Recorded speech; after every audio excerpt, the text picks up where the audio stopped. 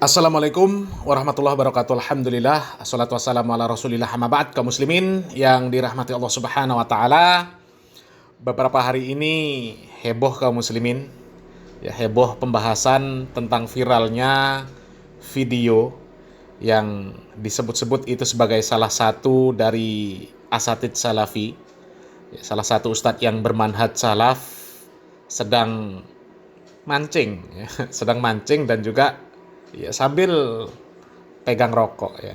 Kalau merokok bukan, kalau pegang rokok ya kaum muslimin, ya. Karena ya kalau orang pegang rokok belum pasti merokok kaum muslimin. Cuma kalau orang merokok pasti pegang rokok, ya. Dan ya itulah ya hebatnya dakwah sunnah kaum muslimin, hebatnya dakwah salafi. Begitu ada salah satu ustadz ya dari kalangan salafi yang terlihat seperti merokok, itu langsung dibahas kaum muslimin, ya. Langsung dibahas dan tidak ada satupun yang membela. Tidak ada satupun yang membela. Ya boleh cari videonya, nggak ada yang membela kaum muslimin, ya. Semuanya mengatakan itu perbuatan yang salah, perbuatan yang menyimpang dari manhaj yang hak, ya. Itu sudah menyelisihi jumhur dari para ulama yang bermanhaj salaf, di mana mereka secara jumhur ya mengatakan bahwa hukum rokok itu jelas haram, ya. Dan itu berdasarkan hasil penelitian ilmiah kaum muslimin. Ya, sekali lagi kami sampaikan, ya. Tidak ada satupun orang yang ahli di bidang kesehatan, ya, ahli di bidang gizi, mereka mengatakan bahwa rokok itu bermanfaat. Semuanya mengatakan itu isinya mudorot. Boleh antum cari referensi dari mana saja, ya. Isinya semuanya mudorot. Hanya orang-orang yang ya mereka hanya menggunakan akal dan hawa nafsunya mengatakan ada manfaatnya ini dan itu. Sementara secara penelitian dari para ahlinya mengatakan itu isinya mudorot, nggak ada manfaatnya sama sekali. Sehingga para ulama yang bermanhaj salaf, ya, mereka kuat memegang pendapat bahwa hukumnya adalah haram. Jelas itu kaum muslimin. Dan kembali lagi kaum muslimin, ya, ini menunjukkan inilah ya kemuliaan dakwah sunnah kaum muslimin, kemuliaan dakwah salaf yang mereka sebut wahabi, ya. Masalah rokok saja ini menjadi masalah yang krusial kaum muslimin, ya. Meskipun di kalangan orang-orang sana ya menganggap bahwa urusan rokok ini ya urusan yang remeh temeh, ya. Karena saya orang NU, maka saya merokok, dan orang NU itu harus rokokan. Kalau nggak merokok bukan NU. Bukti nih di pom bensin ku kabeh ana tulisane NU smoking. Gak ono Muhammadiyah smoking, gak ono.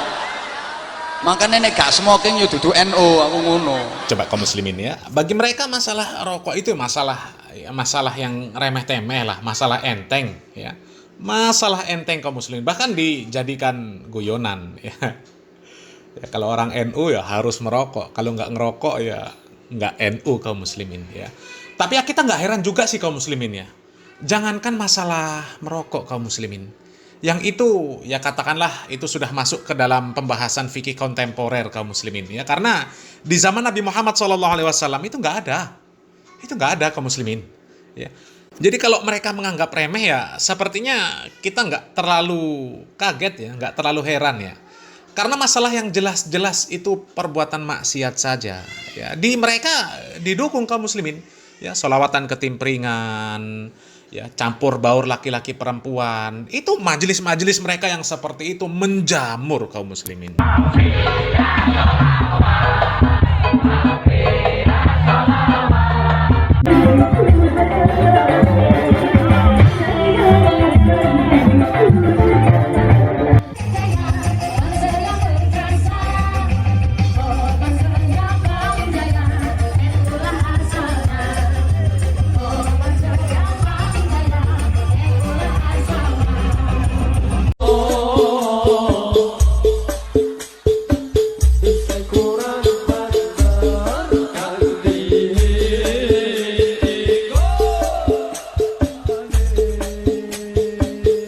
kaum muslimin ya, majelis-majelis yang seperti itu ya di tengah-tengah mereka dianggap biasa ya. Jadi jangan heran kalau sekedar masalah udut ya itu mereka anggap remeh ya.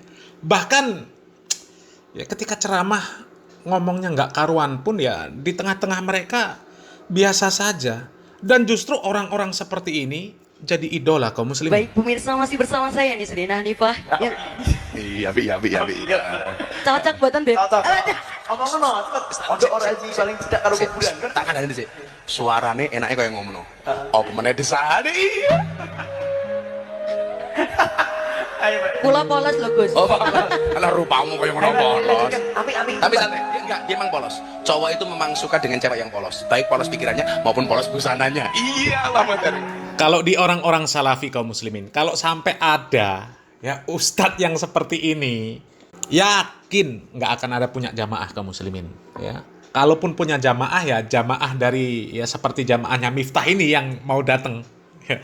Tapi kalau orang yang benar-benar mengikuti dakwah sunnah, orang-orang yang benar-benar ya mereka ini berusaha untuk mengamalkan Al-Quran dan sunnah sesuai dengan pemahaman para salafus soleh, nggak akan datang ke majelis ustadz yang seperti itu. Wallahi nggak akan datang kaum muslimin. Ya. Ya kita bisa lihat ya kembali lagi kaum muslimin, masalah rokok yang mereka anggap remeh di dakwah sunnah itu masalah yang sangat penting untuk dibahas kaum muslimin karena itu terkait dengan murka dan ridhonya Allah Subhanahu wa taala ya. Karena itu terkait dari apakah kita mengikuti Nabi Muhammad sallallahu alaihi wasallam, apakah kita menyelisihi Nabi Muhammad sallallahu alaihi wasallam.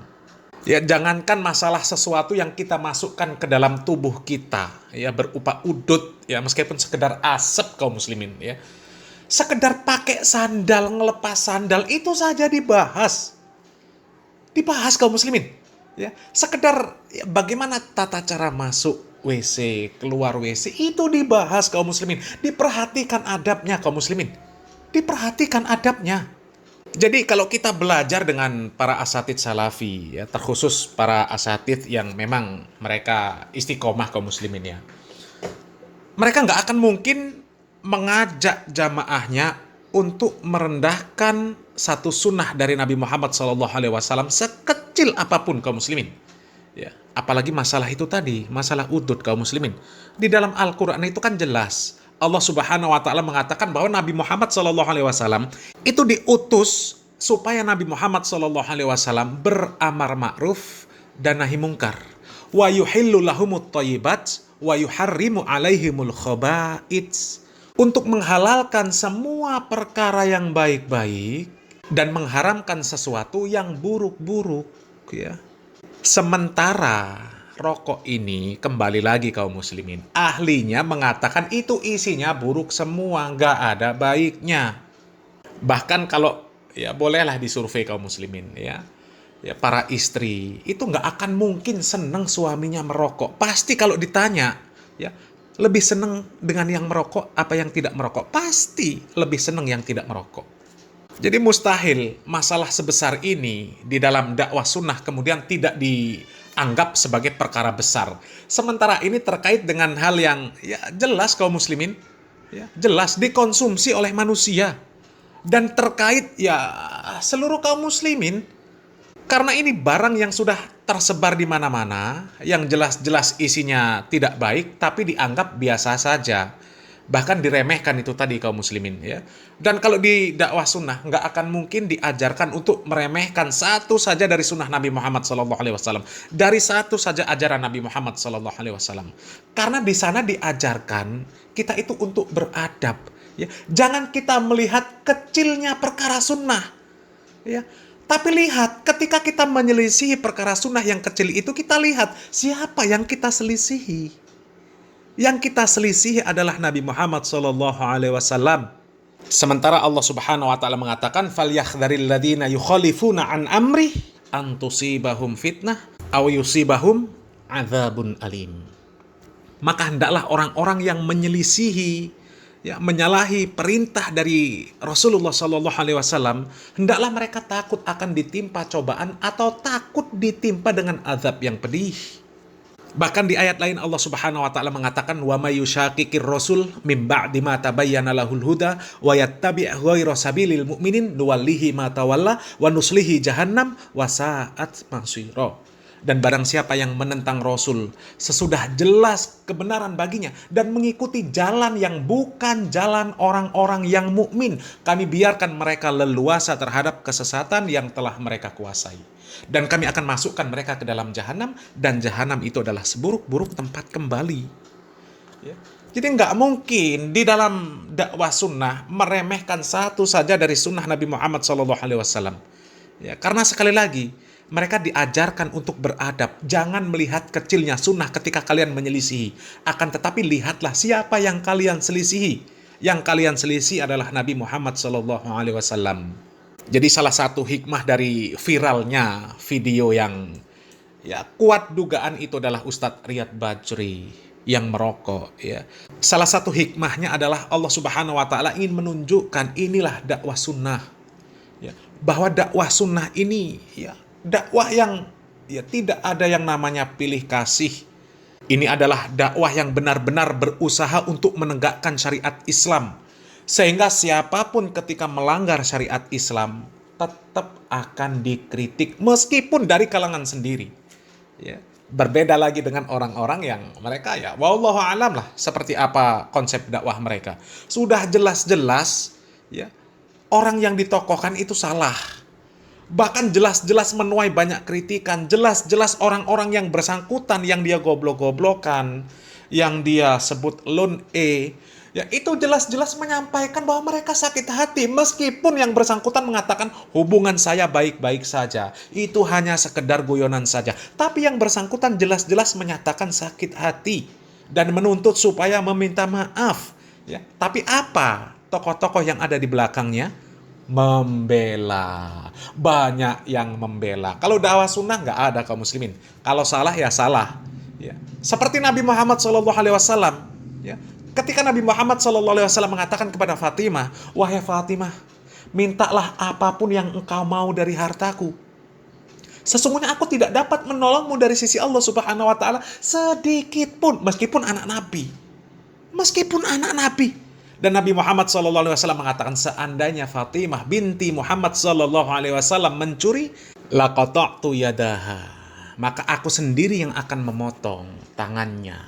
Ya. Jadi nggak ada dakwah pilih kasih mentang-mentang satu ormas, mentang-mentang satu pemahaman, mentang-mentang satu keluarga. Kalau salah kemudian tetap dibela. Nggak ada di dakwah sunnah yang seperti itu kaum muslimin. Ya. Kalau salah, siapapun yang melakukan tetap salah. Bahkan kalau kita melihat perkataan-perkataan para ulama terdahulu, mereka seperti itu kaum muslimin. Kalau ada pendapatku yang menyelisihi dari sunnah Nabi Muhammad SAW, maka tinggalkan pendapatku. Ikuti sunnah Nabi Muhammad SAW. Jadi itulah manhaj yang hak itu seperti itu kaum muslimin. Yang diikuti adalah dalil, bukan orang.